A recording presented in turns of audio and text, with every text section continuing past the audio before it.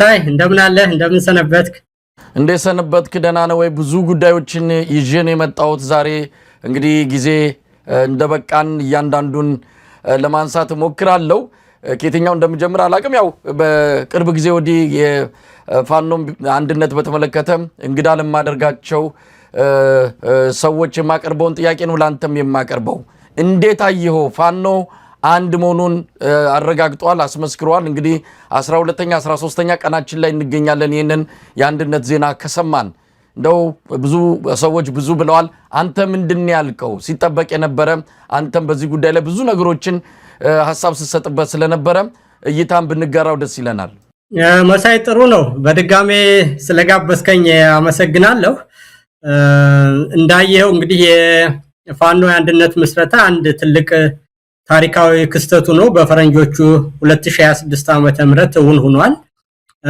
እና ይሄም የሆነው ደግሞ በኢትዮጵያ ትልቅ ሃይማኖታዊ በዓል በነበረው የጥምቀት በዓለት ነው በይፋ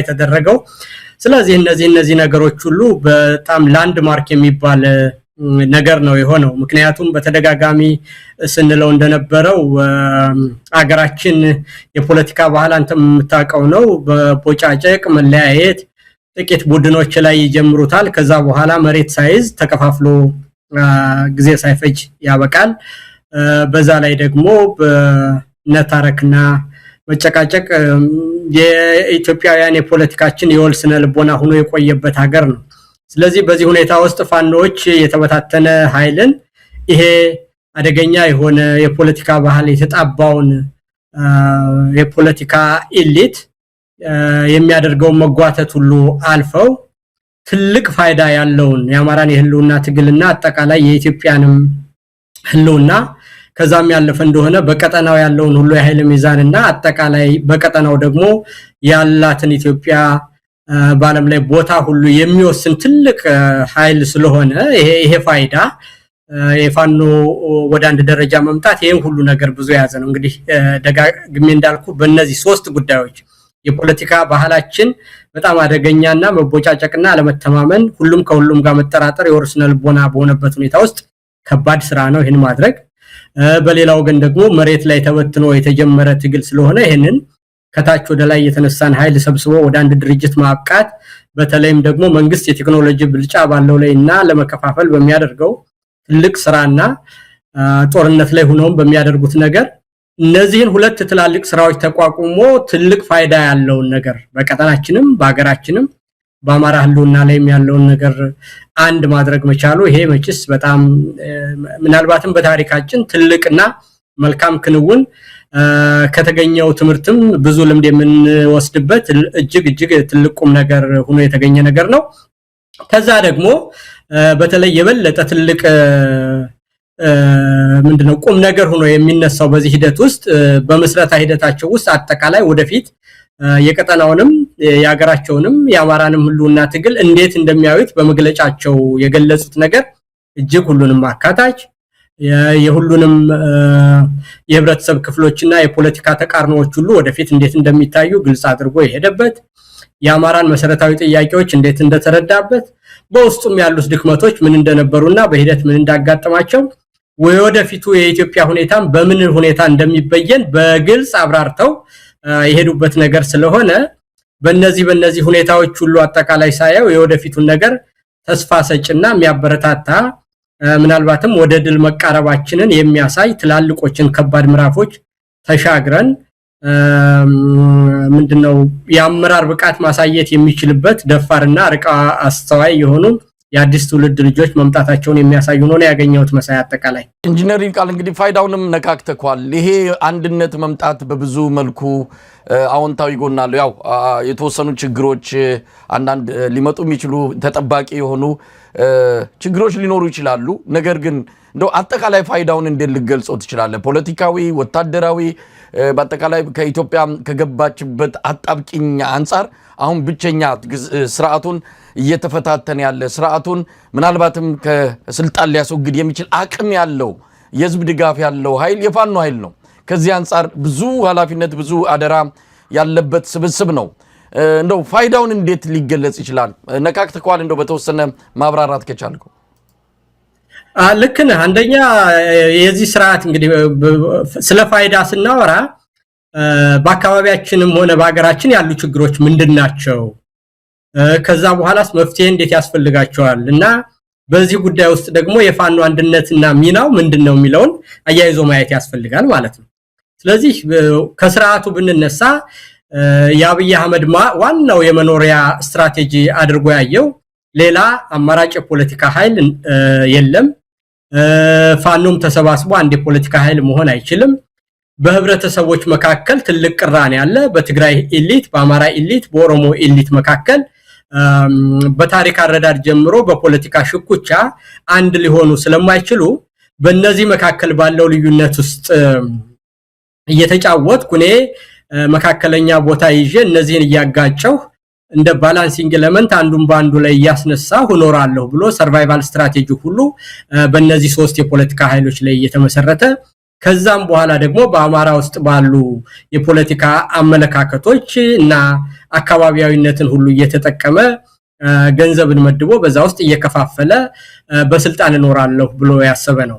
ስለዚህ እነዚህን ሁሉ ነገሮች ሁሉ የደፈነ ነው። በአጠቃላይ የአማራን አካባቢያዊነትና የፖለቲካ ስንጥቆችን እየተጠቀመ ያሉትን ያስተሳሰብ ንትበቶች ለመኖሪያ ያደረገውን ነገር አልፎ ጠንካራ አማራጭ የፖለቲካና የወታደራዊ ኃይል ሆኖ መምጣቱ በጣም ትልቅ ነገርና ወገቡን የሰበረ አከርካሪውን የሰበረ ነገር ሆኖበታል። ሁለተኛ ፋኖ በተመሰረተ ጊዜ የሰጣቸው መግለጫዎች ዋና ጠላቱ አብይ መሆኑን አትኩሮ በግልጽ በመግለጫው ላይ ሰጥቶ ሌሎች የህብረተሰብ ክፍሎች ሁሉ የህልውና አደጋ እንደገጠመባቸው የወደፊቱም የኢትዮጵያ ሁኔታ የሚበየነው በሁሉም የኢትዮጵያውያን የፖለቲካ ኃይሎች የጋራ ማንነት ላይ የተመሰረተ የሽግግር ጊዜ እንደሚያስፈልግና የሌሎችንም የጸረ ጭቆና ትግሎች ዕውቅና የሰጠ ከዛም ያለፈ እንደው በቀጠናው ዋና ሹልቀንድ ሆኖ ለቀጠናውም ሰላም ችግር የፈጠረ አብይ ስለሆነ የቀጠናው ኃይሎች ጋር ሁሉ ተባብሮ መስራት እንደሚያስፈልግና ለዛም ለመተባበር ዝግጁ ሆኖ እንደተነሳ ገልጿል። ይሄንን ካደረገ በኋላ ዓለም አቀፍ ማህበረሰቡንም ቢሆን አብይ በቀጠናው ከመረበሽ ያለፈ ጠንካራ የኢትዮጵያንም ሆነ የቀጠናውን ሰላምና መረጋጋት አስከብሮ ከመሄድ ይልቅ በየአካባቢው የገባ ችግር ፈጣሪ ስለሆነ አብይን ለማስወገድ ለሚደረገው ጸረ አገዛዝ ትግል በመናደርገው የትብብር ኃይል ላይ በጋራ እንድትቆሙ ብሎ ጥሪ ያደረገ ስለሆነ እነዚህን ነገሮች ሁሉ አጠቃላይ ህዝቡ አማራጭ የለም ተስፋ የለም ብሎ ለሚለው ሁሉ ፋኖ በአብዛኛው ህብረተሰብ ክፍል ውስጥ ያሉ ጥያቄዎችን ውስጥ ግምት ውስጥ ያስገባና የኢትዮጵያውያን ፍርሃትና ስጋት ሁሉ መልስ የሰጠ ለሌሎች ሁሉ መሰባሰቢያ እርሾና አስኳል ሆኖ ሊያገለግል የሚችል የፖለቲካ ኃይል መሆኑን በመግለጫውም በተግባሩም በሁለት ዓመት ተኩል ስራውም ያረጋገጠ ስለሆነ ለኢትዮጵያም ለአማራም ለቀጠናውም አጠቃላይ ለዓለም ሰላምም ትልቅ አስተዋጽኦ ያለው የስበት ማዕከል ሆኖ መፈጠሩ ፋይዳው ጥፍ ድርብ ነው ማለት ነው። መሳይ እንግዲህ ኢንጂነር ይልቃል ያው አዎንታዊ ጎኖች እንዳሉት ሁሉ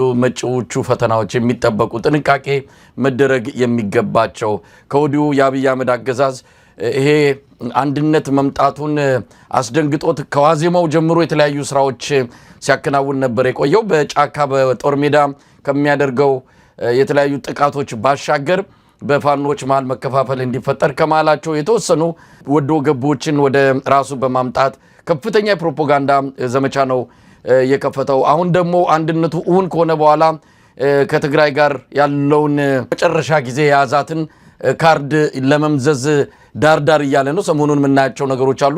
በተከታይነትም የምናነሳው ርዕሰ ጉዳይ ነው። በአጠቃላይ ግን ምን አይነት ጥንቃቄዎች ያስፈልጋሉ? ይሄ መምጣቱን ተከትሎ ለሚመጡ የተለያዩ ውዥንብሮችም ሆነ ክፍተቶች ፋኖች ምን መዘጋጀት አለባቸው? ከህብረተሰቡስ እንግዲህ አንድነት ሲጠብቅ የነበረው በዋናነት ጫና ሲፈጥርም የነበረው ማህበረሰቡ ነው፣ ህዝቡ ነው፣ ሰራዊቱም ነው። እኛም ጭምር በተለያዩ በልኩ ያለን ባለድርሻ አካላት ከዚህ ትግል ጋር የተያይዘን ብዙ ጫና ስንፈጥር ነበርና ከኛ እስከ ሁላችን ምን የሚጠበቅ ነገር አለ? ይሄ የአንድነት ምስረታ ግቡን መጥቶ ኢትዮጵያን በአጠቃላይ ነጻ እስኪያወጣ እንግዲህ አጠቃላይ ሂደቶችን በቁስልና በትናንሽ ነገሮች አብይ ቅድም እንዳልነው መጀመሪያ ሲያደርጋቸው የነበረውን የፋኖ አንድነትም ሆነ በኢትዮጵያ ውስጥ ያሉት የፖለቲካ ኃይሎች እንዳይሰባሰቡ አድርጌ በዛ ውስጥ ኖራለሁ ስንጥቆችን እየተጠቀምኩ ያንን ስንጥቅ የበለጠ ገደል እየፈጠርኩና እያሰፋው እኖራለሁ ብሎ ያሰበው ነገር ዛሬ ብቻ የተጀመረ አይደለም። በመደናገጥም ሊቀጥል ይችላል። ግን የነበሩ ናቸው። አንደኛ በአማራ በራሱ ውስጥ ያሉትን ትናንሽ ልዩነቶች በላባዮችን ይዞ እየከፋፈለ በዛ ውስጥ መሸጦችን እያስገባ መደለያ እየሰጠ ትናንሽ ሴንሴሽናል የሆኑ ብዙ ርቅ የማይሄዱና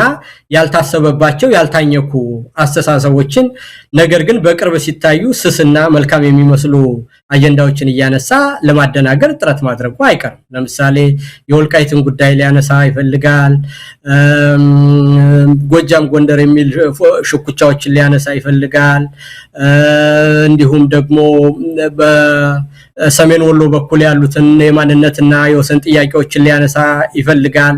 ስለዚህ በእነዚህ ሁኔታዎች የህዝብን አንድነትና የፋኖንም አንድነት ለመበተን ጥረት ማድረጉ አይቀርም። ነገር ግን ይሄንን የኢትዮጵያ ህዝብም ሆነ የአማራ ህዝብ አጠቃላይ የቆየንበትን 8 ዓመት ሙሉ ያየ ሰው በምንም አይነት በአብይ ፕሮፓጋንዳ ይሸወዳል የሚል እንደው ፍርሃትና ስጋት የለኝም። ያንን ነገር በትምህርት ማለት ነው ምንድነው በመከራ ተምረነው አልፈናል አይደለም እንዴ መሳይ? ዛሬ እኔና አንተ በዚህ ሁኔታ አንድ ላይ ሆነን ስንቆም ከ4-5 ዓመት በፊት እኮ በተለያየ መስመር ላይ ነው የነበርነው እና ያ ማለት በዚህ 4-5 ዓመት ውስጥ ብዙ ርቀት ሄደን የሆኑት ነገሮች ሁሉ አብይን በደንብ ከነሙሉ አረመኔነቱና ተንኮሉ በሙሉ ገጽታው በተግባር በድሎን አቃጥሎን ጠብሶን አገራችንን አስቸጋሪ ሁኔታ ውስጥ ከቶ አይተነዋል ማለት ነው። ስለዚህ በዚህ ሁኔታ ውስጥ ይህንን ሂደት ያየ ሰው ለተራ በላባይ ፕሮፓጋንዳ ወዲህና ወዲያ ብሎ ስንጥቅ አስፍቶ ይህንን የተጀመረ መልካም ነገርና ኢትዮጵያን የምትሄድበትን ወደ እውነት የተሻገረ ትላልቅ ድልድዮችን ተሻግሮ የሄደ የፖለቲካ አመለካከት መልሶ ይበትነዋል የሚል እምነት የለኝም። ግን ፖለቲካ ፍሉድ ነገር ስለሆነ ሁልጊዜም ቢሆን አይናችንን አንድነቱ ላይ ህብረቱ ላይ ትልቁ ስዕል ላይ አትኩረን እዛ ላይ ማተኮር እንዳለብን ይታየኛል። የትግራይንም ኢሊት አነሳስቶ በወልቃይት ላይ ብቻ ሁሉ ነገር ተቸክሎ እንዲቀርና ወልቃይትን የሁሉ ነገር አልፋና ኦሜጋ አድርጎ እንዲያይ የሚያነሳ የህብረተሰብ ክፍል ሊመጣ ይችላል። በጎንደርም በኩል እንደዛው። ስለዚህ ሌሎችንም ሰዎች በእነዚህ አይነት ኢሚዲየት የሆኑ አርቀው የማያስቡና ትናንሽ የሆኑ ነገሮችን እያነሳ ለመከፋፈል ጥረት ማድረጉ አይቀርም። ነገር ግን እነዚህ ሁሉ ነገሮች ካየናቸው አብይ ለመኖር የሚጠቀምባቸው ሰርቫይቫል ስትራቴጂዎች እንጂ በአጠቃላይ የኢትዮጵያንም ሆነ በኢትዮጵያ ውስጥ ያሉ የህብረተሰብ ክፍል ጥያቄዎችን ሁሉ እንደ መኖሪያ መጠቀሚያ ያደረገ እንጂ መፍትሄ እንደማይሰጣቸው በአብይ ዘመን አይተናል። እንደውም ዋና የልዩነት ስንጥቅ ማስፊያ አድርጎ ሲጠቀምባቸው እንደኖረ አይተናል።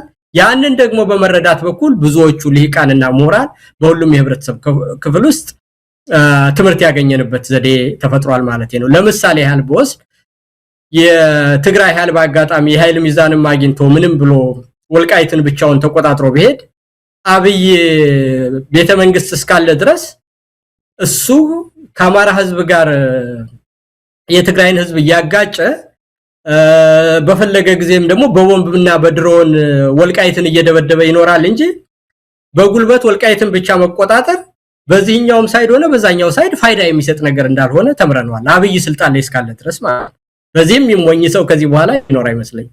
በሌላ አነጋገር አብይን ከዛ ቦታ ካልነቀል ነው በስተቀር የፕሪቶሪያ ስምምነቱንም እኮ ደርበብ አድርጎ የተወው እኮ አሁን ህዋት ሊመጣብኝ ነው የሚል እኮ ህዋትን ታጥቆ እንዲኖር ያደረገው እኮ በግልጽ እንነጋገር ከተባለ አብይ ነው። ለምን ብትለይ ከፈለገ ኤርትራንም እንዲሁ ለመውጋት ሲፈልግ የትግራይ ኃይሎችን ለመጠቀም አማራንም ደግሞ ለመውጋት ሲፈልግ ከዚህ በኋላ የትግራይ ኃይል የስልጣኔ ስጋት አይደለም፣ ስለዚህ እንደ ባላንሲንግ ኤሌመንት ተጠቀምበታለሁ ብሎ ከነትጥቁ እንዲቆይ ያደረገው ራሱ አብይ ነው። ያ ደግሞ ለምንድነው ካልከኝ ኤርትራንና አማራን ለማጥቃት እንደ ሚዛን ማስጠበቂያ ኃይል ተጠቀምበታለሁ ብሎ ስላሰበ ነው። ያንን ግን አንድ ለትግራይ ኃይሎች ክሬዲት ሊሰጣቸው የሚገባና በግልጽ መታወቅ ያለበት መጥፎ በሆኑ ጊዜ ባስቸገሩን ጊዜ እስካሁን ባለችው ሰዓት ድረስ ታግለናቸዋል መሳይ ምንም ጥያቄ የለውም አይደለም ኳቶችን ነገር ግን ያን ባላቸው ጊዜ አማራን አብረን እንውጋው ሲላቸው አንፈልግም ብለውታል አማራን አብይ መውጋቱ እርግጥ ነው አይደለም ግን አማራን በመውጋት ረገድ የትግራይ ኃይሎች አልተባበሩት ያ የሆነው የትግራይ ኃይሎች ጊዜያዊ ቅሬታ ስለሌላቸው አይደለም ያብይ ትናንት ከመሃላቸው የወጣ ኩታራ መጫወቻ ሆነው ከአማራ ህዝብ ጋር በዘላቂው መጣላት እንደሌለባቸው ትምህርት ስለወሰዱ ነው ለዚህ ዕውቅና መስጠት ያስፈልጋል በሌላው ወገን ደግሞ በተግባር ያየነው በኤርትራ ላይ ጦርነት ለማወጅ ጧት ማታ ያለ መታከት እያወራ እንደሆነ አይተነዋል አይደለም በኤርትራና በትግራይ በኩል ያለውን ቁስል ተጠቅሞ ኤርትራን ለመውረር እንደፈለገ ወታደሮቹም እሱም ፖለቲከኞችም የፌስቡክ እና የሶሻል ሚዲያ መንጋውም 30 ጊዜ ሲያወራ ኑሯል የትግራይ ኃይሎች በኤርትራ ምንም ቁስል ቢኖርና ጉዛዊ ግጭት ቢኖርም በዘለቄታው ጦርነት ውስጥ አንገባም ብለው ዞር በል ብለውታል ስለዚህ ለሁሉም እንቢ ሲሉት መጨረሻ ላይ ደግሞ አሁን አማራንም በወደብ በመናምን አነሳስቶ ደግሞ ከኤርትራ ጋር ሊያጣላ ፈለገ ሞኝ ይሄን ፈልግ ብለውታል ስለዚህ ይሄ የሚያሳይህ በቀጠናው ያሉ የፖለቲካ ኃይሎች በስለት እየመጣ እንደሆነ አይተናል በኦሮሚያን በኩል ያለውን ኃይል ኦሮሞን መደበቂያ አድርጎ ሊኖር የነበረውን ነገር ሁሉ እነታየ ደንዳ ትልቅ መስዋዕትነት ከፍለው ደመጣጭና በሰው ደም የምትቀልድ አረመኔ መሆንን ተረድተናል ብለው ወጥተዋል ሌሎችም የኦሮሚያ የፖለቲካ ኃይሎች ሆኑ በአደባባይ ይወጡ የአብይ መንግስት እስካለ ድረስ ኦሮሞን መደበቂያ አድርጎ አጠቃላይ ሀገራችንንም ሆነ የኦሮሞን ህዝብ ጥቃት ላይ ሊጥል ስለሆነ ከዚህ ውስጥ የለንበትም ብለው በአደባባይ መናገር ጀምረዋል ይሄንንም ደግሞ ዋና መኖሪያ አድርጎ ስንጥቅ እንደሚያደርግ ኦኤልኤ ቅርብ ጊዜ ወጥቶ መግለጫ ሰጥቶበታል 3 የብልጽግና መኖሪያዎች ብሎ ስለዚህ ይሄ በአጠቃላይ ኃይሎች ሁሉ እየተባበሩ ስለመጡ ይሄ ደግሞ የሚያሳየን ኢትዮጵያውያን ስጋት ሳይኖርባቸው የነዚህ የፖለቲካ ኃይሎችን ትብብርና ጸረ አብይ እንቅስቃሴ ሁሉ በሙሉ ልቡ መደገፍ ብቻ ነው ያለበት ሌላ ምርጫ የለውም በአብይ ምን እንደኖረብን አይተናል ሰው በጅምላ ሲቀበር አላየሁም አልሰማሁም ቤተክርስቲያን በአደባባይ ሲቃጠል አላየሁም አልሰማሁም ከዛ ይልቅ የፕሪቶሪያን ስምምነት ሁሉ በቃትቸዋለሁ አለና ትግራይን ሸምቅቆ ለመኖርና እንደውም የፕሪቶሪያ ስምምነት ፕሪቶሪያን የማያውቁ ሰዎች ሁሉ ማላገጫ አረጉት ፕሪቶሪያ የተፈራረሙ ሰዎች ጻድቃንም ጌታቸው ምን የጋነ ያሉ ስለዚህ ፕሪቶሪያ አትበሉ ብሎ በፕሪቶሪያ የተስማማውን ሁሉ ህዋትንም ተግባሩ እንዲፈጽም ምንም ሳይጠይቅ እሱም ሆን ብሎ በግጭት ውስጥና በውጥረት ውስጥ ለመኖር ብሎ ያደረገው ነገር የፕሪቶሪያን ስምምነት ሁሉ እንዳይፈጸም ያደረገው አብይ መሆኑን ነው ይሄንን ደግሞ በተግባር ሌላ ምንም ማረጋገጫ ያስፈልግም ፕሪቶሪያ ላይ የተፈራረሙት ሰዎች በሙሉ አዲስ አበባ ናቸው ከኔጋ ናቸው ስለዚህ ፕሪቶሪያ የሚባል ነገር የለም ብሎ የፕሪቶሪያን ስምምነት ሁሉ በአደባባይ የጣሰውና ወደፊት ለሚፈጠረው ግጭት ሁሉ ተጠያቂው አብይ መሆኑን ማወቅና ትናንሽ ጊዜያዊ የሆኑ ነገሮችን ሁሉ መርሳት ያስፈልጋል ይሄ የሚያደርገውን ፕሮፓጋንዳ 2 አመት ሙሉ የተሰራና የታገልነው ነገር ነው ስለዚህ በምንም አይነት ይሄ ህዋት ሊመጣብህ ነው ፋኖ የግብጽና የሻቢያ ተላላኪ ሆኗል ምናምን የሚል ይሄ የደረቀ ፕሮፓጋንዳ አብይ ለግብጽም ይሁን ለሻቢያም ይሁን ለህዋትም ይሁን ያልሰጠው ነገር ምንም ነገር ስለሌለና በሱ ውስጥ የሚጠቀም ነገር እንደሌለ በግልጽና በተግባር ስላየ ጸረ አብይ የሚደረገውን ትግል ሁሉ በሙሉ ልብ መደገፍና ከትናንሽ ጊዜያዊ ስሜት የሚያነሳሱ ስሜት ቀስቃሽ የሆኑ ነገሮች ሁሉ ርቆ ህዝቡ አይኑን ጸረ አገዛዝ ትግል ላይ ማተኮር አለበት ይሄ ደግሞ የሚዲያ አካላትን እናንተን ሁሉ እኛንም የሚጨምር ነገር ይሆናል በያስባለሁ መሳይ እንደው ኢንጂነር ይልቃል ይሄ ሰሞንኛም ጉዳይ ስለሆነ በተለይም ጠለምት ላይ ተጀመረ የተባለው ግጭት አሁን የብልጽግና ዲጂታል ሚዲያው ሰሞኑን እቺን 4 ቀን ከዚህ ውጪ አጀንዳ የላቸውም ሰፊ የሆነ ቅስቀሳ ነው ያደረጉ ያሉት ቀደም ተከተሉን እንደው አንድ ባንድ ተመልክተና አስተያየት መስጠት ብንችል የበለጠ ለተመልካቾች ነገሮችን ግልጽ ያደርጋል ጥርት ይያለ የመጣ ጉዳይም ስለሆነ ነው ፋኖን ጎትቶ ወደ ጦርነቱ ለማስገባት ህዋትንም እንደዚህ ጎትቶ ወደ ጦርነቱ ለማስገባት በአብይ አህመድ በኩል የተለያዩ እንቅስቃሴዎች ቅድመ ዝግጅቶች ሲደረጉ ነበር በተለይ የፋኖ አንድነት መምጣት ደግሞ ይህንን ነገር እንዲያፋጥነው አድርጎታል። ሰሞኑን የተከሰቱትን አንዳንድ ነገሮች ማንሳቱ በቂ ነው። አብይ አህመድ ወደ ትግራይ የሚደረግን በረራ በሙሉ እንዲቆም አድርጓል። በትግራይ ዳግም ከበባ እንዲፈጸም በተለይም የሸቀጦች ፍሰት እንዳይኖር የተለያዩ መሰረታዊ እነዚህ አገልግሎቶች እንዳይቀርቡ የባንክን ጨምሮ ሌሎች አገልግሎቶች እንዲቋረጡና እንዲስተጓጎሉ እያደረገ ነው።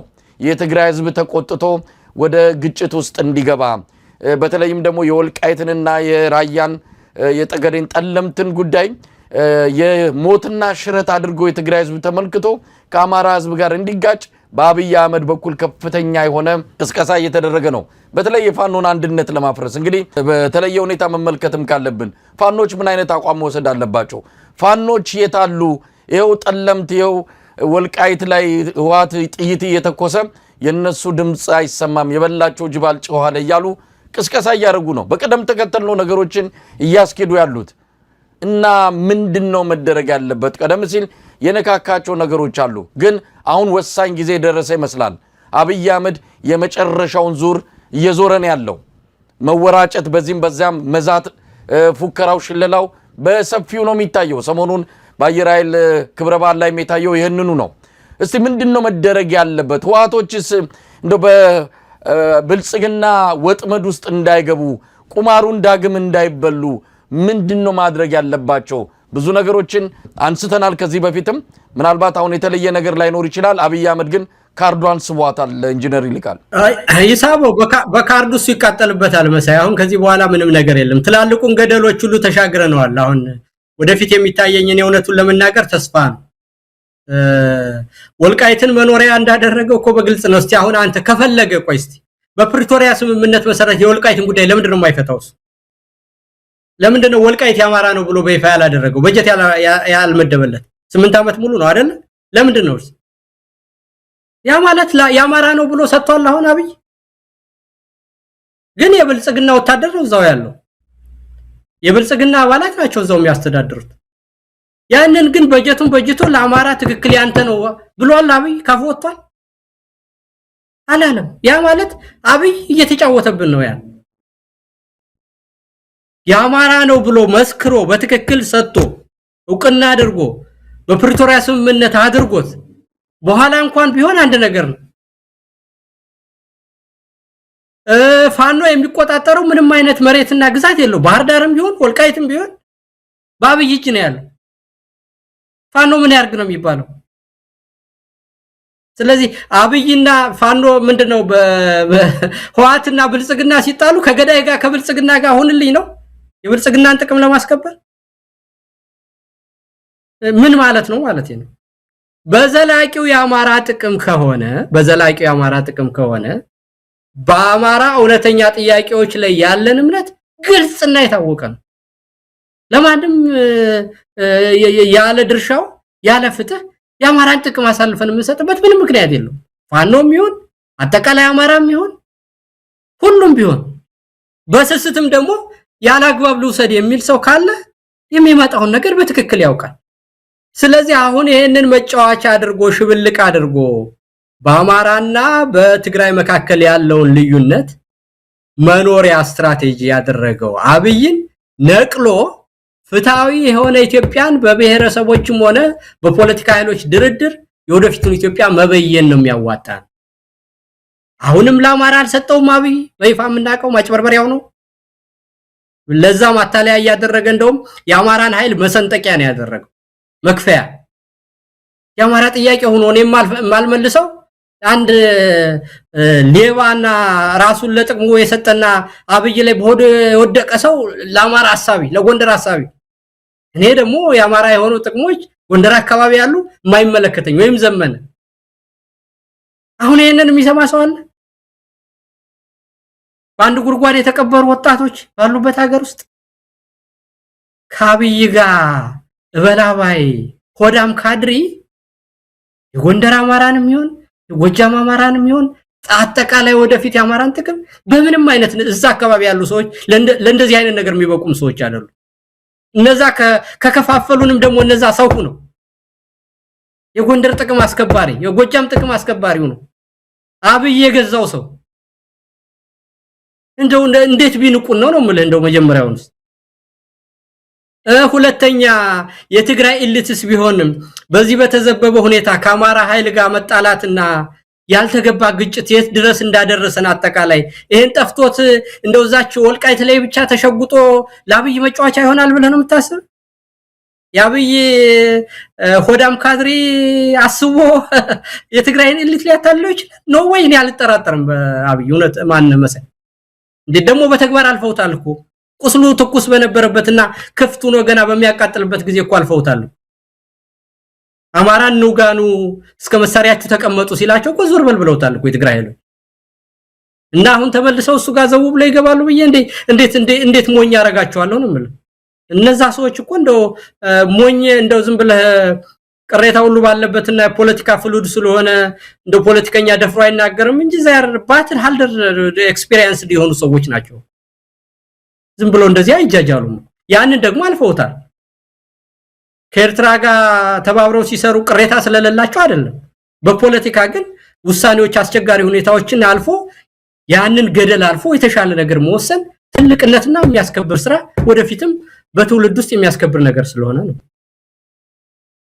የፋኖ ኃይሎችም ቢሆኑ አጠቃላይ መዋቅራዊ ለሆነው ችግርና አሁን ለደረስንበት ችግር ህወሓት ተጠያቂ ስላደለ አይደለም።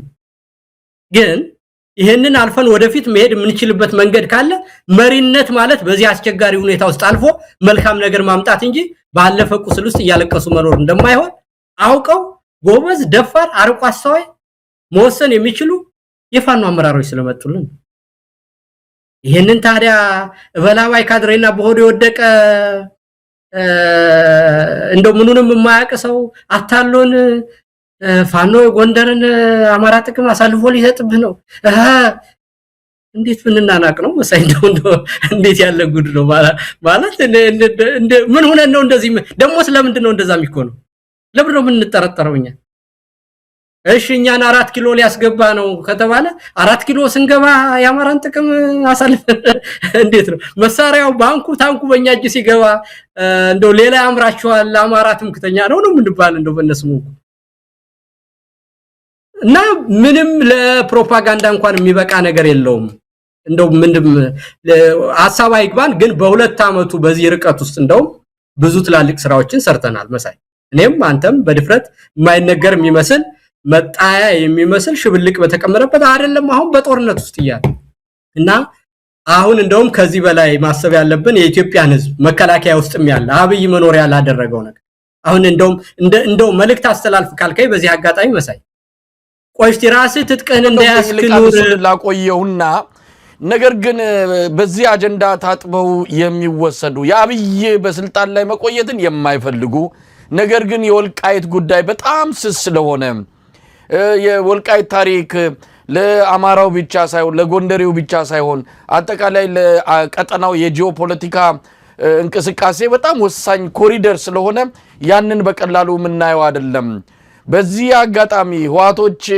መንጠልጣያ አድርገው የአጀንዳዎቻቸውን ሁሉ ጨርሰዋል ሁሉ ነገር ስላበቃ አሁን ብቸኛ በህይወት የሚያቆያቸው አጀንዳ ይሄው የወልቃይት ጉዳይ ነው እሱን ከተው ሌላ ማረፊያ መንጠልጣያ ስለማይኖራቸው አንዳንዱም እንዲመስል ያደረጉ ነው አንዳንድ ህዋት ጀነራሎች አንዳንድ የትግራይ ክልል ጊዜያዊ አስተዳደር ባለስልጣናት ወልቃይት ወይም ሞት የሚል ነገር ያመጣሉ በዚህኛው በኩልም እንዲሁ የፋኖ አንድነት እንዲፈርስ አሁን ጎንደር ላይ ዘመቻ የከፈቱ ራሳቸው የጎንደር ሰዎች አሉ በገራገርነት ይሁን ፖለቲካውን ጠልቀው ስላልገቡ ወይም ደግሞ ያብይን ተንኮል ስላልተረዱ የምናቀው ነገር የለም ግን አጀንዳውን ተቀብለው በብልጽግና ዜማ እየደነሱ ነው ያሉት ሰሞኑን ስለዚህ እዚህ ላይ በደንብ ነገሮችን መፈተሽና መበርበር ያስፈልጋል ምን እየሆነ ነው አብይ አህመድ የመጨረሻውን ካርድ ስቦ በሷ አሸናፊነትና እሱን እድሜ የሚያስቀጥል ሆኖ እንዳይጠናቀቅ ምን መደረግ አለበት እያንዳንዱ አይኑን መክፈት አለበት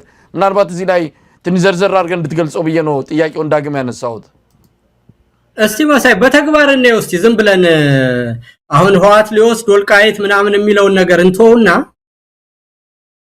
ምን ይሆናል ነው ማለት አሁን ህዋት ወልቃይትን ብቻ ይፈልጋል እንበል ለምሳሌ ወልቃይትን በሙሉ ወስዶ እንግዲህ ወልቃይት ያለ ጥርጥር በሁሉም በኩል ጥያቄ ያለበት ጉዳይ ነው አይደለም አብይ ስልጣን ላይ ያለ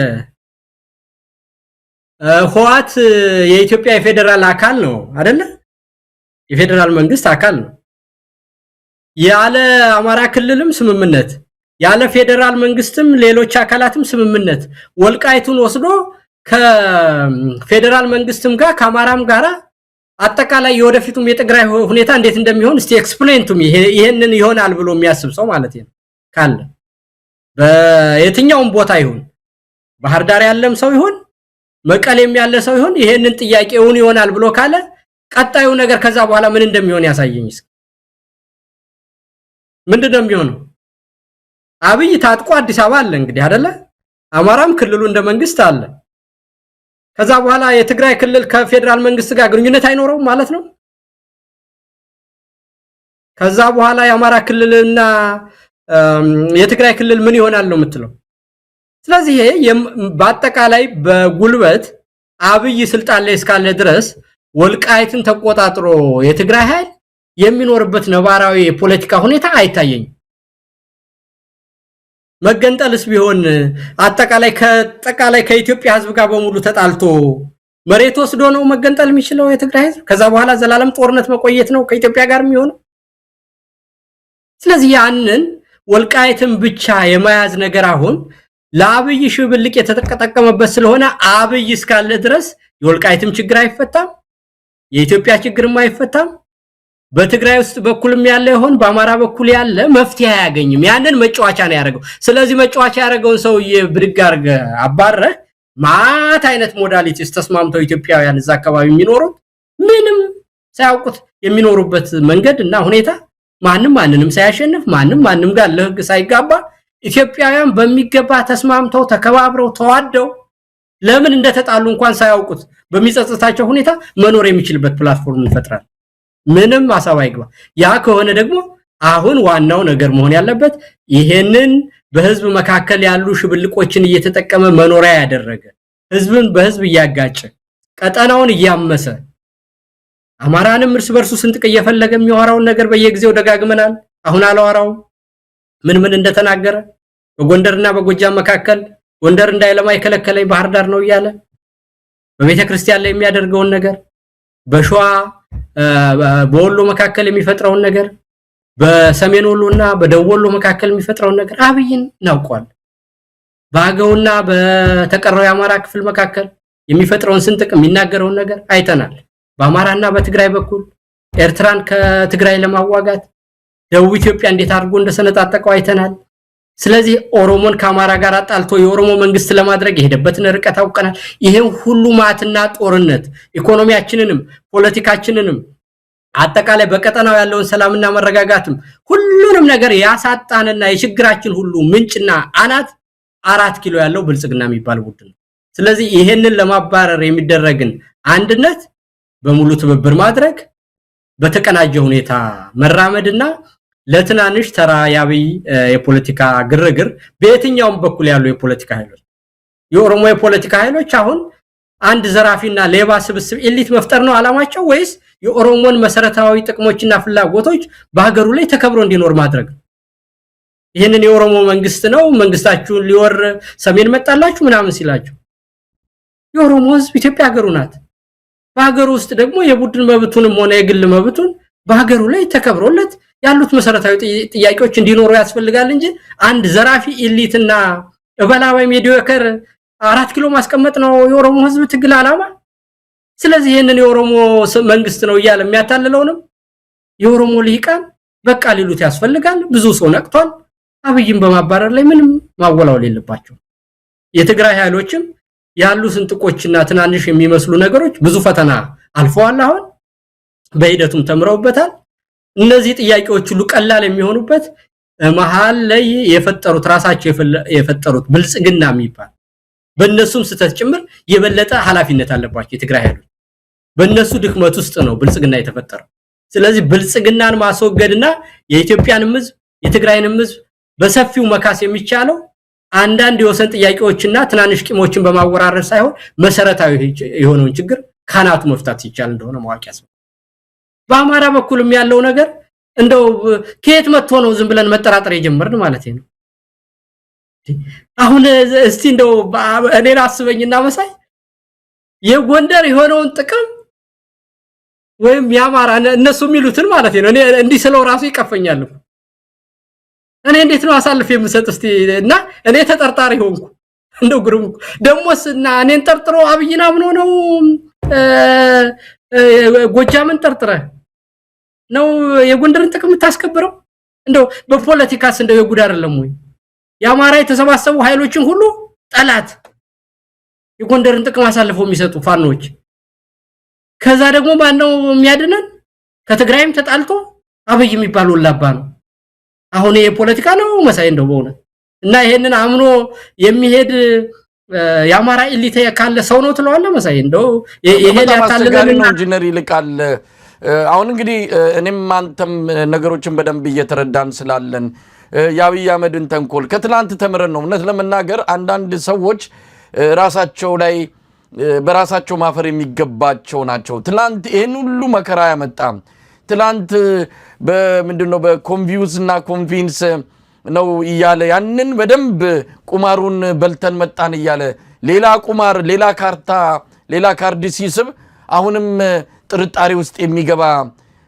ሰው መኖሩን ሳስብ አንዳንድ ጊዜ በጣም ነው የሚደንቀኝ አሁን ሰሞኑን አብይ የሚያደርጋቸው ሌላ ነገር መተውና ያደረጋቸውን ነገሮች ብቻ ቀጣጥለን ብናይ ተመሳሳይ ቁማር ለመብላት ነው የመጣው ተመሳሳይ ማታለል ነው ይዞ የመጣው ይሄንን እንኳን ነክቶ ግድየለም እረፍ ብሎ ከነጻነት ኃይሎች ጋር ከሚመጣው ኃይል ጋር ለመሰለፍ ሳይሆን በአብይ ወጥመድ ውስጥ መግባት የሚፈልግ ቁጥሩ ቀላል አይደለም እንደው እንደ መረጃ ለተመልካቾችም ለመስጠት ነው አሁን ራያ ላይ ሰራዊቱን በሙሉ አውጥቶ ቆቦ አደረገ ካላማት አውጥቶ ለምንድን ነው እንደዚህ የሚያደርገው ጠለምት ላይ ኑና ግቡ ብሎ መንገድ እየጠረገ ካስገባ በኋላ ነው ተኩስ የከፈተባቸው ለወረራ መጡ ብሎ ጋብዞ የጠራው እሱ ተኩስም የሚከፍተው ራሱ ብልጽግና የሆነበት ሁኔታ ነው የተፈጠረው እነዚህ ነገሮች አይተን ምንድነው መደረግ ያለበት አብይን እንተው ግን እዛው እርስ በእርስ የሚደረግ ፍትጊያ መኖር የለበትም የሚለውን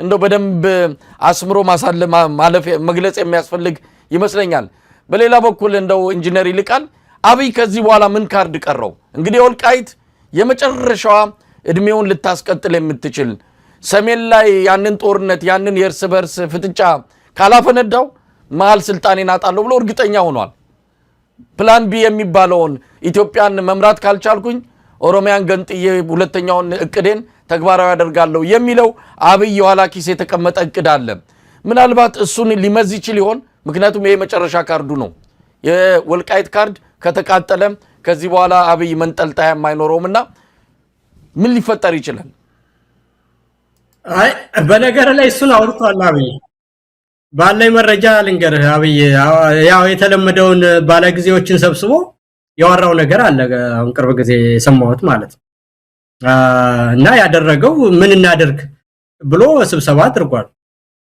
የተለያዩ አካላት ጥያቄ ጠይቀውታል በአንዳንድ መልኩ ለምንድነው የምንጋጨው በሰላም መፍትሄኛ በድንበር በምን የተለየ ቅርርብ የለን ከትግራይ ጋርና ለምን እንጣላለን ብለው የኦሮሞ ኃይሎች ሁሉ ይሄን ጥያቄ ለአብይ አቅርበውለታል እና በሰላም ማይፈታው ለምንድነው ሲሉት እናንተ አታውቁም አሁን እነሱ መሬቱን ቢሰጣቸው አይመለሱም ስርዓቱን ማፍረስ ነው የሚፈልጉት ስለዚህ ዋናው ያለብን አማራጭ እሱን ማሸነፍ ነው እንጂ ያንን በሰላም መፍታት ችግሩን ስለማያቆም መዋጋት ብቻ ነው አማራጫችን ብሎ ነው መልስ የሰጣቸው የኦሮሞ ፖለቲከኞችን ሰብስበው በዛው ውስጥ መገንጠልን ሁሉ እንደ ምክንያት አውርተዋል ግን ይሄ የማይረባ ነገር እንደሆነና የኦሮሞ ህዝብ ከኢትዮጵያ ጋር ያለውን አጠቃላይ ግንኙነትና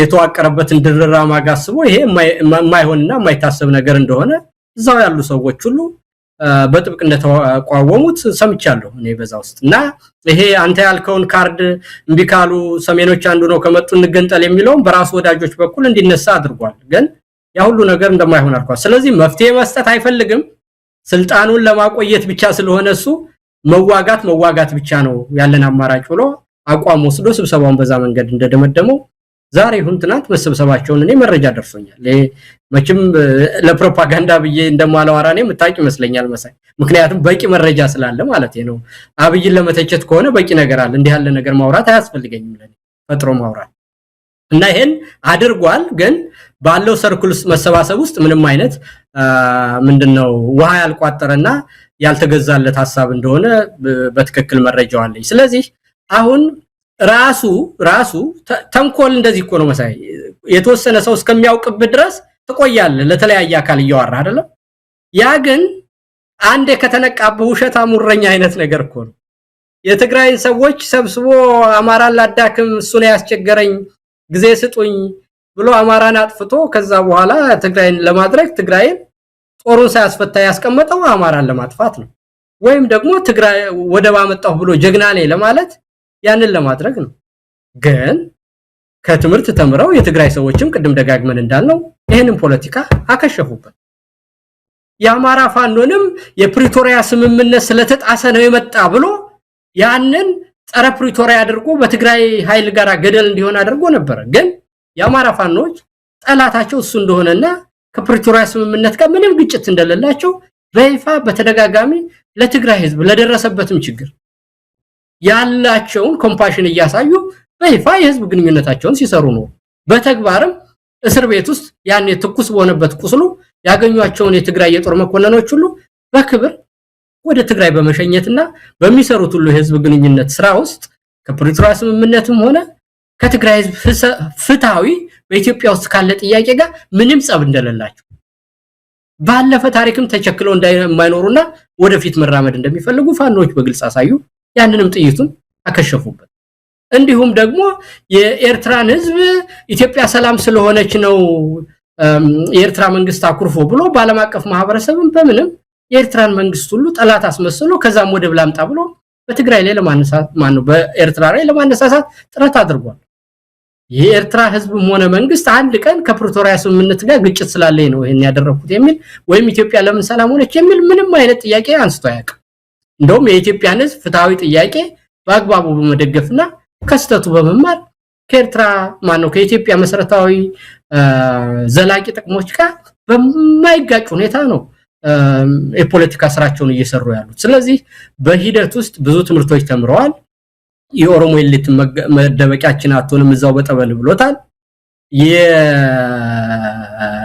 የኤርትራን የትግራይን የአማራን ኃይሎች ስንጥቅ እየፈጠረ ለመኖር ያደረገው ነገር አብቅቷል። ስለዚህ ይሄንን ጦርነቱን ራሱ አቁሞ ለራሱ እንዲመቸው አድርጎ ባላንሲንግ አክት እየፈለገ ኦሮሞን ከአማራ አማራን ከትግራይ ትግራይን ከኤርትራ እያጣላ ለመኖር ያለው ሁሉ ስንጥቅ ስለተደፈነበትና ቦምቡ ስለከሸፈበት አሁን የኢትዮጵያ መከላከያ ምን ብሎ ነው የሚዋጋው? ራሱ አቁም ትጥቅም አይፈቱም የፕሪቶሪያ ስምምነትንም አልፈጸመም ካለ አሁን የኢትዮጵያ ውስጥ ያሉ ከደቡብም ይምጡ ከአማራም ይምጡ ከተለያየ አካባቢ የሚያሉት አሁን በጦርነት የሚቃጠሉት ለምንድን ነው? መከላከያ ውስጥ ያሉ ወይም አጠቃላይ በጸጥታ ኃይል ውስጥ ያሉ ሚሊሻ ነኝ እያለ ገፍ የሚለው ሌላው ለምንድን ጦርነቱን አቆምከው? ለምንድን የፕሪቶሪያን ስምምነት የተውከው? እሺ ለምንድን ነው ትግራይን እንደታጠቀ እስካፍንጫው የተውከው? ስለዚህ አንተ በተውከው ነገር መልሶ ሲመጣ ለምንድን ነው የምንዋጋው? ለምንድን ነው ያላስፈጸምክ ብሎ መጠየቅ ነው እንጂ ያለበት ዝም ብሎ ህወሓት ግብጽ ሻዕቢያ እያለ ተራ ፕሮፓጋንዳ እያረገ አገራቸውንም ራሳቸውም ለምን ይሞታሉ? ለምን ወንድማቸውንም ይገላሉ? ለምንስ የኢትዮጵያን ሀብት እውነት ኢትዮጵያን የሚወዱ ከሆነ በጦርነት እንዲወድም ያደርጋሉ? ስለዚህ ጸጥታ ውስጥ ያሉ ኃይሎች ሁሉ በቃ ሊሉት ያስፈልጋል። የኢትዮጵያ ህዝብ ነቅቷል። የኢትዮጵያ የፖለቲካ ኃይሎች ነቅተዋል። እውነት ለህዝብ ነው የምንቆረቆር ካሉ እነዛ ጸጥታ ኃይል ውስጥ ያሉ ሰዎች አንድ አብይ የሚባል ወላባ ሰውና ያምሮ በሽተኛ እንዲጠቀሙባቸውና አገራቸውንም በኢኮኖሚ ማድቀቅ ወንድሞቻቸውንም መግደል የኢትዮጵያውያንም የነጻነት ድል ማራዘም ስለሌለባቸው ካሁኑ ለአብይ አልታዘዝም በማለት እውነተኛ ልጅነታቸውን ማሳየት አለባቸው የሚል እምነት ነው ያለኝ መሳይ። እንግዲህ ኢንጂነር ይልቃል ይሄ አሁን የተሰሞኑን የተጀመረው የጠለምት ብሎ ራያን እንደዚሁም ወደ ወልቃይት አማትሯል ብሎ በብልጽግና መንደር አታሞ እየተመታ ነው ያለው። ወዴት ሊያመራ ይችላል? አጀንዳውን እግር በእግር እየተከታተሉ እንደው ሽባ ማድረግ ያስፈልጋል። ምክንያቱም አብይ አህመድ እድሜ ማራዘሚያ አድርጎ ሊጠቀመው እንደሚችል ምንም ጥርጥር የለውም። በእንደዚህ አይነት ሰው ተደጋጋሚ በሆነ አንድ አይነት ተራ ብልጠት እየተታለለ የአማራ ህዝብ ሆነ የትግራይ ህዝብ ልጆቹን መገበር የለበትም። ከዚህ በኋላ በአብይ ምክንያት የሚሞት አንድ የትግራይም ሆነ የአማራ ወጣት ሊኖር አይገባም። እዚህ ላይ ነው ሁለቱም ህዝቦች እንደው ተስማምተው የጋራ ጠላታቸው የሆነ ሁለቱንም ገፍትሮ ከመሃል አስወጣለሁ ብሎ በትክክልም ያደረገ በአሁን ሰዓት የትግራይ ተወላጆች እኮ በአዲስ አበባ ባይተዋር ሆነዋል። ንብረቶቻቸው እየተወሰዱ ነው። እዛ በእኛ መልካም ፍቃድ ነው ብለዋል እና አዳነች አቤቤ እኛ ስንፈቅድላችሁ ነው የምትኖሩት ብለዋል። ከፈለጋችሁ ሂዱ ተገንጠሉ ብለዋል። ይህንንም ያሉት አብዛኞቹ እንደ ሙሉ በሙሉ የብልጽግና የኦሮሞ ተወላጆች ናቸው። እነ ብርሃኑ ጁላ ናቸው ሂዱና ተገንጠሉ ያሉት። ስለዚህ አውቀውታል ምን እንደመጣ ምን አይነት ስርዓት 4 ኪሎ እንደተቀመጠ ያውቃሉና ከዚህ በኋላ በዚህ አይነት መልኩ ለአብይ የሚመች ፖለቲካ አካሄድ ወይም ደግሞ ቁማሩን የሚበሉበት ሁኔታ እንደማይኖር ተስፋ እናደርጋለን። እንደው ኢንጂነር ይልቃል አብይ አህመድ አሁን እንግዲህ ብዙ ነገሮችን እያደረገ ነው ያለው። አሁን የአባይ ግድብ መጥቷል። የአባይ ግድብ ጉዳይ አጣብቂኝ ሆኖ ነው የመጣበት። በፕሬዝዳንት ትራምፕ የመጣው የድርድር ሐሳብ ለመቀበልም ለመተውም የሚቸግረው ሆኗል። አሁን እንደምንሰማው በይፋ ምላሽ አልሰጠም። ውስጥ ለውስጥ ግን ተቀብያለሁ ብሎ ወደ ድርድር ሊገባ እንደሆነ ነው እየሰማን ያለ ነው።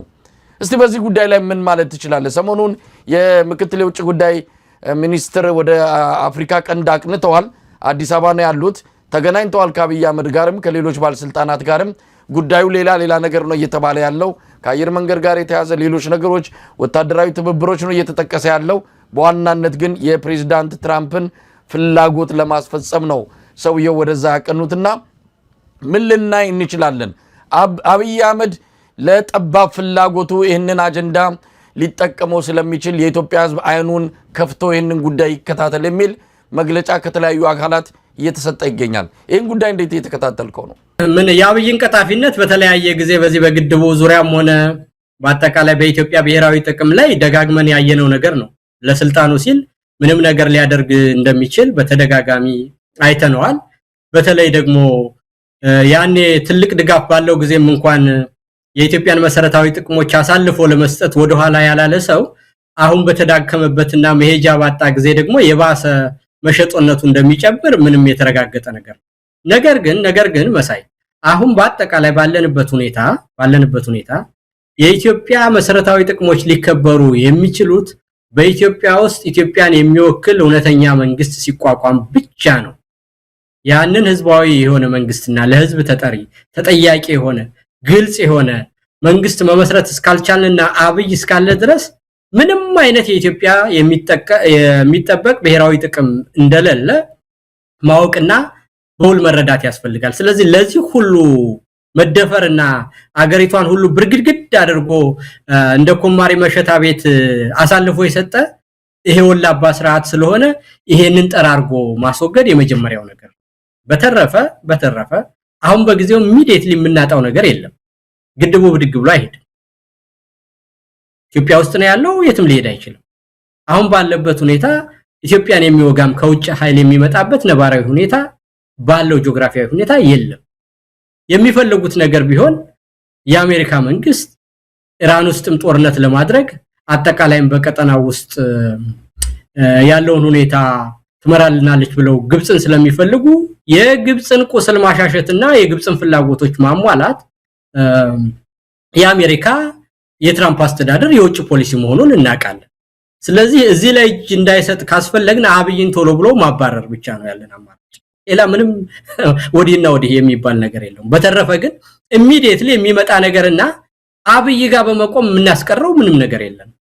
ኢሚዲየትሊም ደግሞ ቅድም እንዳልኩ ይሄ ናሽናል ኢንተረስትን የሚያሳጣ አገሩን የሚያጠፋ ጦርነት ቢታወጅብን ወይም ሌላ ነገር ቢሆን እንኳን እንደው ልዩነታችን ወደ ኋላ አቆይተን ወደፊት የምትለው ነገር ይሆናል። አሁን ባለው ሁኔታ ስምምነት ከሆነ በውስጥም በውጭም በይፋም በድብቅም ደገፈውም አልደገፍከውም የኢትዮጵያን ብሔራዊ ጥቅም አሳልፎ በመስጠት አብይ አንድ ቁጥር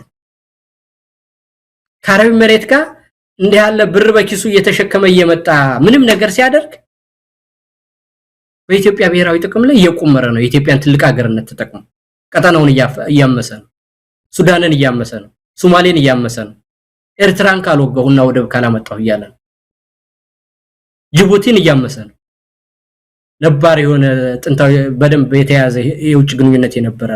ስለዚህ በዚህ ሁሉ ነገር ውስጥ ነው ደግሞ ለአሜሪካ መንግስትም አብይ የሚሰጠው ምንም ነገር የራሱን መንግስት ያላረጋጋ አካል ለአሜሪካ አጠቃላይ ወደፊት ለሚኖረው በቀጠናው ላለ ከቻይና ጋር ያለ ኃይል መሳሳብም ይሁን በሚድልስት ለሚያረጋው ጦርነትም ይሁን ወይም ደግሞ ለጸረ ሽብር ትግል አብይ ችግር ፈጣሪ እንጂ ችግር ፈቺ ስላደለ ባለፈው 8 ዓመት ውስጥ ባየነው ውስጥ ችግርን አባባሰ ሱዳንን በማመስ ውስጥ አስተዋጽኦ አደረገ ሶማሌን በማመስ ውስጥ አስተዋጽኦ አደረገ ኤርትራን ወርዳረው ብሎ የቀጠናው ሁኔታ አደረገ የተረጋጋ የሆነውንና በጥንቃቄ የተያዘውን የኢትዮጵያን ሁኔታ ሁሉ መስቀልቁሉን አውጥቶ በጦርነት ውስጥ ያለ ሰውዬ ነው ያመራርን ብቃት ድርጅትም የሌለው ሰውዬ ነው ስለዚህ ይሄንን በተመለከተ የፋኖ መመስረትና አርሾ ሆኖ ሌሎች ኃይሎችን ሁሉ አሰባስቦ ለቀጠናው የሚሆን ግልጽ መግለጫ ስለሰጠ በፋኖ የሰጠው መግለጫ ላይ ተመርኩዘን ኢትዮጵያን እንዴት እንደሚያያት ቀጠናውን እንዴት እንደሚያይ የኢትዮጵያን ብሔራዊ ጥቅሞች ከሌሎች ጋር እንዴት አስታርቆ መሄድ እንደሚችል ግልጽ የሆነ ፕላትፎርም አስቀምጦልናል በዚያ ዙሪያ ተሰባስበን ሁሉም የኢትዮጵያ የፖለቲካ ኃይሎች ሁሉ ጥያቄ እንዳላቸው ያም በሽግግር ሂደት እንደሚፈታ ተነጋግሯል በዛ ላይ አትኩሮ በማድረግ እንጂ አንድን ግድቡን አሁን ተነስቶ አይሄድ እንደው ኢንጂነር ይልቃል በብሔራዊ ጥቅማችን ላይ ለዘመናት የሚቆይ በክፍለ ዘመንም ጭምር ግብጽ ሰነድ ይዛ በእጇ እንድትቀመጥ ነገ ከነጎዲያ አብይ መሄዱ አይቀርም በተፈጥሯዊ ሞትም ይሆን በትግልም ይሁን በማንኛውም መንገድ መወገዱ አይቀርምና ነገር ግን በዘላቂነት ኢትዮጵያን የሚጎዳ ነገር ተፈራርሞ ቢሄድ ይሄን ነገር ማስጣል ካልቻለን በዚህ ወቅት ላይ በጫናም በተለያየ መንገድም የሰውየ በድብቅ የሚያደርገው መፈራረምም መስማማትም ነገር ካለ አሁን ላይ ካላስቆም ነው ነገ ከነጎዲያ ዓለም አቀፍ ሰነድ ከሆነ በኋላ መመለስ መቀልበስ ይቻላል ወይ አብይ ከማድረግ ወደ ኋላ አይልም በነገራችን ላይ ብዙ ነገር ከጀርባ ተፈራርሟል በተለይ ከተባበሩት አረብ ኤሚሬትስ ጋር የገባቸውን ውሎች አናቅም ምናልባት እቺ ሀገር ነገ ከነጎዲያ ቅኝ ገዢ ነኝ ብትል ራሱ አፏ ሞልታ መናገር የሚያስችላትን ብዙ ስምምነት ከአብይ ጋር በጀርባ ተፈራርማለች አየር መንገዱ እኮ በአሁን ሰዓት የተባበሩት አረብ ኤሚሬትን የጦር መሳሪያዎችን እኮ የሚያጓጉዝ ቅጥረኛ አየር መንገድ አድርጎታል አብይ አህመድ የራሱ አየር መንገድ እያለ የራሷ ብዙ መንገዶች እያሉ የምትጠቀመው ግን ይሄን የኢትዮጵያ አየር መንገድን ነው ዓለም አቀፍ ስሙን ዓለም አቀፍ ክብሩን የሚያሳጣ ብዙ ነገሮችን አሳልፎ እየሰጠ ነው ስለዚህ በጊዜ የማይቆም ከሆነ ነገ ከነጎዲያ አብይ ቢወገድ ይሄንን ሰነድ ይዞ ወደ ዓለም አቀፍ ፍርድ ቤት መሄድ ይችላሉ ብዙ ነገሮችን አሁን ካላስጣልን ምንም ማመጣም ብለን መተው ዋጋ ያስከፍለንም ወይ ወል እንግዲህ ልናደርግ የምንችለው ነው መሳይ ማድረግ ያለብን ልናደርግ የምንችለው እንግዲህ አብይ የማይጠቅምና የኢትዮጵያን ህዝብ የማይወክል ኃይል መሆኑን በተግባርም በስራችንም አማራጭ ፖለቲካ ኃይል ሆኖ በመገኘትና በኢትዮጵያ ህዝብ ላይ ፍጹም ተቀባይነት የሌለውና ሌጂቲሜት መንግስት አለመሆኑን በይፋ በዲፕሎማሲም በተግባርም በኃይል አደረጃጀትም ሌሎች አማራጭ ፖለቲካ ኃይሎች በመሰባሰብም ያንን በተግባር ማሳየት ነው ስለዚህ ለግብጽም ይሁን ለአሜሪካም ይሁን ለቀጠናው ጥቅም አጠቃላይ ፍታዊ የሆነ ግንኙነት እንዲኖረንና በሰላም እንድንኖር ካስፈለገ አብይ ያንን የሚወክል ሰው ስላደለ እንደውም አብይን በማስወገድ በኩል መተባበር እንደሚያስፈልግ ይሄንን በተግባርም በሐሳብም በዲፕሎማሲ ግንኙነትም ማድረግ ነው በተረፈ ደግሞ በመረጃ ልውውጥ ጠንክሮ መስራት አብይ የሚያደርጋቸውን ማናቸውንም አይነት ግንኙነት ምንም ቢሆን ዓለም አቀፍ ስምምነት ሲደረግ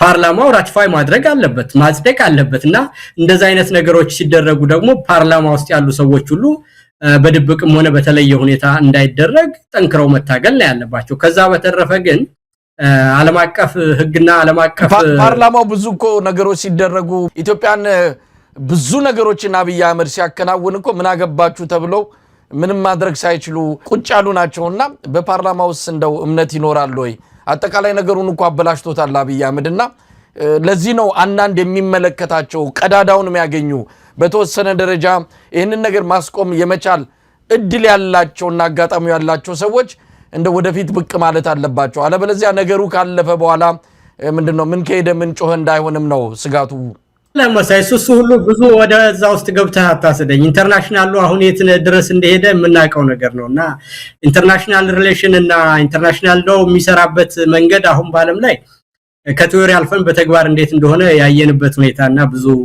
አስቂ ነገር ያለበት ስለሆነ ኢትዮጵያውያን ችግሮቻችንን በይፋ ተነጋግረን የምንገርና አማራጭ ፖለቲካ ኃይል ሁሉን እስከመጣን ድረስ አብይ በድብቅ የሚያደርገው ነገርና ኢትዮጵያን ሳይወክል የሚደረግ ነገር ሁሉ ምንም ማሳብ አይግባ። ማድረግ የሚገባን ኢትዮጵያውያን የራሳችንን ሁኔታ ወደፊት መፍታት የምንችልና በግጭት አዙሪት ውስጥ የማንኖር አማራጭ የሆነ የፖለቲካና ወታደራዊ ኃይል መመስረት እንደምንችል አብይም ማንንም የኢትዮጵያ ህብረተሰብ ክፍል መወከል የማይችል መሆኑን እነዚህ ነገሮች በዲፕሎማሲ ግንኙነትም በተግባር መሬት ውስጥ ባደረጃጀትም በወታደራዊ ኃይልም ማሳየት አለብን እና ጉልበት ብቻ ነው የሚሰራ እየተባለ በሚባልበት ዓለም ላይ ሌላውን ነገር ብዙ ሊያሳስበንና ትኩረት ልናደርገው አያስፈልግም ባይነኝ መሳይ። እንግዲህ ኢንጂነር ይልቃል እየጨረስን ነው። ምናልባት የመጨረሻ እንደው በዚህ ወቅት ላይ ብዙ ነገሮችን ከኢኮኖሚውም ከፖለቲካውም ከማህበራዊ ብዙ ጥንቅጦች ነው ያሉት። ኢትዮጵያ አዲስ አበባ ብቻ እስክትመስል ድረስ ሌላው ነገር ሁሉ ተትቷል። አብይ አህመድም አመጣቸው አዲስ አበባን ያሳያቸዋል። እንግዲህ የውጭ ሀገር ዜጎችም በቃ ኢትዮጵያ አድጋለች ሁሉ ተአምር እዚህ ከተማ ላይ ይላሉ። እንደው 30-20 ኪሎ ሜትር ወጣ ብለው ቢያዩ ደግሞ የበለጠ አዝነውና አልቅሰው የሚመጡበት ሁኔታ ባለበት አዲስ አበባን ብቻ እያሳዩ የኢትዮጵያ እድገት የሚለካበት እየሆነ ነው። ብዙ ነገሮች እየተበላሸ ነው። ብዙ ፈተና ለኢትዮጵያውያን ከፊት ተደቅነዋል። ምናልባትም አሁን ተደራርበው እየመጡ ያሉ ችግሮች አንድ ቀን መፈንዳታቸው አይቀርም የሚልም ስጋት ራሱ ብልጽግና በግምገማ የደረሰበት እንደሆነ ነው የምንሰማው። ለማንኛውም የኢትዮጵያ ሕዝብስ በዚህ ወቅት ላይ አሁን ምርጫ እያለ ሰውን ትኩረቱን ለመሳብ እየሞከረ ነው። የሰው ፍላጎት ይታወቃል። አፕታይቱ ተቆልፏል። እንኳን በምርጫ በምንም የሥርዓት ከትግል ውጪ ሊለወጥ የማይችል እንዳልሆነ በደንብ የተረዳበት እንደሆነ ነው የሚታመነው። ለማንኛውም እንደማጠቃለያ ምን ትላለህ? ብዙ ነገሮችን ብናነሳና ብንዋይ ጥሩ ነበር፣ ግን ሁሉንም የሚጠቀልል ቁልፍ የሆነ ነገር ስለተናገርክ ጊዜ ላለማባከል ሌሎች ዝርዝር ነገሮች ውስጥ አልገባም። ለማንኛውም እንደማጠቃለያ ምን ትላለህ? አመሰግናለሁ ማሳይ። በድጋሚ እንግዲህ የአብይን ስርዓት በተግባሩም አይተነዋል። በአንዳንድ ጉዳዮች በዚህ ሀገር ቋንቋ ይሄ ኮላቦሬቲንግ ኢኮኖሚ ነው የሚባለው ራሱ የሚሰራው ስራዎች መልሶ ወደ ራሱ ግር እየተኮሰ የኛንም ነገር ፌቨር የሚያደርግ ነው። እየተጎዳ ቢሆንም ህዝባችን በተግባሩ ግን ዓለምም እንዲያቀው የኢትዮጵያ ህዝብም እንዲያቀው የቀጠናውም የፖለቲካ ኃይሎች እንዲያውቁት በራሱ ላይ የሚተኩስ ደካማ በመሆኑ ያደረጋቸው ነገሮች ሁሉ ያንን ለማየት እድል የሰጠን ስለሆነ በተግባሩ ያንን አይተናል። ስለዚህ ከኢትዮጵያ አጠቃላይ ሁሉም ክፍል አለመቆጣጠሩ አንድም በራሱ የድክመት መሸምቀቅ፣ ሌላም ደግሞ የፖለቲካ ኃይሎች እየተአገሉት ስለመጡ ነው። አንተን የመሰለ ሁሉ እውነት መስሎ የደገፍከው ሰው መጀመሪያ አጠቃላይ እርግፍ አድርጎ ትቶት ያ ሁሉ ኃይል አጌንስሱ እንዲቆም ያደረገና በራሱ ጊዜ ክደቱ በውስጥ ጓደኞቹም ድርጅቱንም የበላ ደጋፊውንም የበላ የተነሳበትን የህብረተሰብ ማህበረሰብ ሁሉ የበላ በቀጠና ሁሉ ያገኘውን ሁሉ በአለም ላይ ሁሉ ያገኘውን እድል ቆራርጦ የበላና በክደቱ ብቻውን ራቁቱን የቀረ ስርዓት ነው ያለው። ስለዚህ የቀጠናው ኃይሎች ጸረ አብይ አገዛዙን በሙሉ ተግባራቸው አሁን እየተቃወሙት እንደሆነና ጸረ አብዩ ነው እንደተደራጁ ይታወቃል። የኢትዮጵያውያን ኃይሎች ሁሉ ተባብረው በአንድነት እየመጡና ስለወደፊቱ እያሰቡና ልዩነታቸውን አክብረው በጋራ በሚያረጋቸው ስራ ላይ መስራት እንደፈለጉ በግልጽ እየታዩ መጥተዋል። ትናንሽ ጉዳዮችንና ገደሎችን ጊዜያዊ ነገሮችን አልፈን ተሻግረን ሄደናል። ስለዚህ የኢትዮጵያ ህዝብ አሁን ነገሮች ሁሉ የሚለወጡት በስራና በትግል ስለሆነ በአንድ ልብ አድርጎ ጸረ አብይ ትግል ላይ በደቡብ ኢትዮጵያ የደረሰውን ከሰነጣጥቆ እንዴት እንዳደረገን አይተናል። በኦሮሚያ እንዴት አድርጎ እንደተጫወተበትና የፖለቲካ ኃይሉን ሁሉ እንዴት እንዳዳከመው አይተናል። አማራን ያን ሁሉ ደግፎት እንዴት መጫወቻ እንዳደረገው፣ የኢትዮጵያውያን ኃይል የሚባለውን እንዴት አድርጎ እንደካደው፣ ኤርትራን እንዴት እንደካደ፣ ኢህአዴግን እንዴት እንደካደ ያየነው ነው። ይሄንን የክደት ስርዓት ይሄ ሁሉ ኃይል 8 ዓመት መከራ አድርገን አገራችንንም ጎድተን ራሳችንንም ተጎድተን በተግባር የተማርነው ነገር ስለሆነ በተግባር የተማርንበትን ነገር በከንቱ ምኞት ማባከን ስለሌለብን ሁላችንም አንዱ ነን። ይሄንን ስርዓት በመጥፊያው ሰዓት ላይ ስለምንገኝ ከመፈራራትና ከመጠራጠር ወተን መፈራራት መጠራጠር የወልስነ ልቦናችንና ድክመታችን እንጂ ዕውቀት አይደለም። ህዋት እንዲህ ነበር፣ ኤርትራ እንዲህ ነበር፣ አማራ እንዲህ ሊመጣብህ ነው፣ ኦሮሞ እንዲህ ሊሆን ነው። ይሄ የተለመደ ወሬ ነው። ጉብዝና፣ ችሎታ፣ ብቃት ማለት እነዚህን ችግሮች እንዴት እንለፋቸው ስትራቴጂካሊ እንዴት እንድናስብ በፍትሃዊ ሁኔታ የፖለቲካ ጥቅሞቻችንና ግጭቶቻችንን እንዴት አስታርቀን ወደፊት እንራመድ ከዛ በኋላ ስርዓት አበጅተን የጨዋታ ህግ አበጅተን እየተፎካከርን እየተወዳደር ሀገራችንን ማስከብረን አባቶቻችንን ማስከብረን በቀጠናው መልካም ኃይሉን ተከብረን የምንኖርበትን ሁኔታ ለመስረት ጊዜው አሁን ስለሆነ በአንድ ልብ ወደ አንድ አቅጣጫ ወደ ጸረ አብይ አገዛዝ ትግል ሁሉም አትኩሮ መስራት አለብን ነው ምለው መሳይ በጣም ነው ማመሰግነው ኢንጂነር ይልቃል ጌትነት እንግዲህ በወቅታዊ የኢትዮጵያ ጉዳዮች ላይ